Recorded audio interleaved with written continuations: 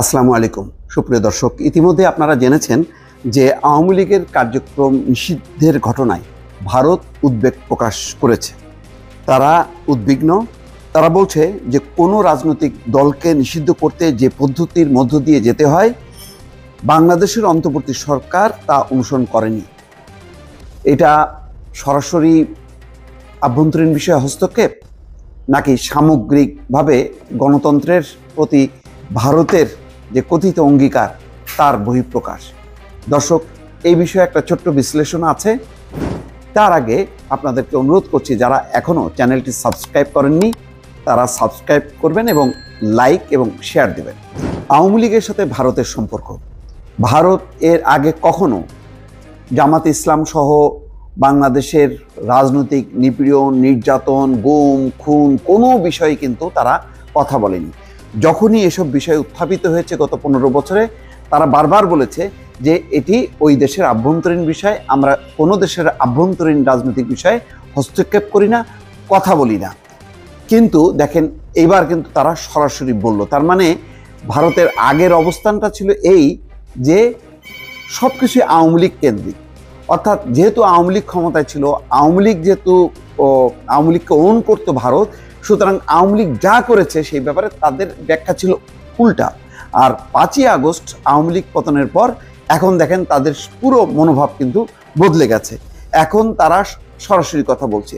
তো এখন যদি বাংলাদেশের কোনো রাজনৈতিক দল বা সরকার যদি বলে যে এটি বাংলাদেশের আভ্যন্তরীণ বিষয়, ভারতের নাক গলানোর কিছু নেই, তখন কি তারা বলতে পারবে? বলতে পারবে না। কিন্তু কথা হলো এই যে অন্য একটি ঝামেলা কিন্তু আছে। পশ্চিমারা কিন্তু বরাবর কথা বলেছে এবং কখনোই বিরোধী কোনো পক্ষ কখনো বলেনি পশ্চিমারা যে বাংলাদেশে নিরপেক্ষ নির্বাচন, গণতন্ত্র, মানবাধিকার এসব ইস্যু নিয়ে কথা বলেছে।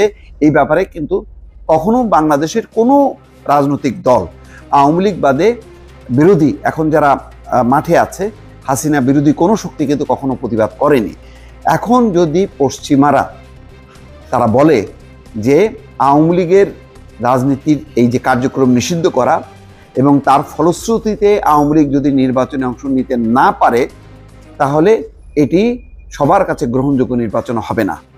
আমরা বাংলাদেশের মত প্রকাশের স্বাধীনতা বিশ্বাস করি, রাজনৈতিক দলের স্বাধীনতা বিশ্বাস করি, সভা সমাবেশের যে অধিকার, সার্বজনীন যে গণতান্ত্রিক অধিকার, সেখানে আমরা এই ধরনের ঘটনায় আমরা উদ্বেগ প্রকাশ করছি। তখন অন্তর্বর্তী সরকার কি বলবে, এই প্রশ্নটা কিন্তু থাকলো, একটা ঝুঁকি হিসাবে কিন্তু রয়ে গেল। আবার পেছনের ঘটনায় আসি। মঙ্গলবার নয়াদিল্লিতে ভারতের পররাষ্ট্র মন্ত্রণালয়ের সাপ্তাহিক ব্রিফিংয়ে মন্ত্রণালয়ের মুখপাত্র রণধীর জয়সওয়াল তারা বলছেন যে গণতান্ত্রিক দেশ হিসেবে ওই দেশের গণতান্ত্রিক স্বাধীনতা খর্ব হওয়ায় ভারত স্বাভাবিকভাবেই চিন্তিত। দর্শক, এখন একটি পরিস্থিতি, যেই পরিস্থিতি একটা সংকটের মধ্যে পড়তেও পারে, নাও পারে।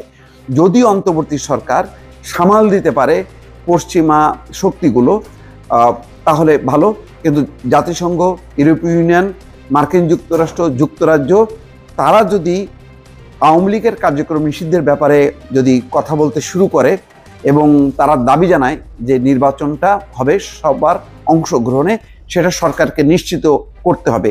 যেই কারণে কিন্তু এর আগে ডক্টর মোহাম্মদ ইউনূস বলেছে যে কোনো দলের, আওয়ামী লীগের নির্দিষ্ট করে নাম উল্লেখ করে বলেছে যে আওয়ামী লীগের কার্যক্রম নিষিদ্ধের ব্যাপারে সরকারের কোনো চিন্তা নেই। 2 থেকে 3 মাস আগে এই যমুনাতেই কোনো এক বিদেশি অতিথির সামনে এই কথা কিন্তু বলেছিলেন এবং তখন এনসিপি সহ অনেকে প্রতিবাদ করেছে। কিন্তু বিএনপি বরাবর চুপচাপ থেকেছে। বিএনপি যেটা বলেছে যে কোনো অধ্যাদেশ জারি করে না, আইনগতভাবে নিষিদ্ধ করা যেতে পারে, দল হিসেবে বিচার করা যেতে পারে, যেমন আওয়ামী লীগের অভিযুক্ত ব্যক্তিদেরকে বিচার করা হচ্ছে।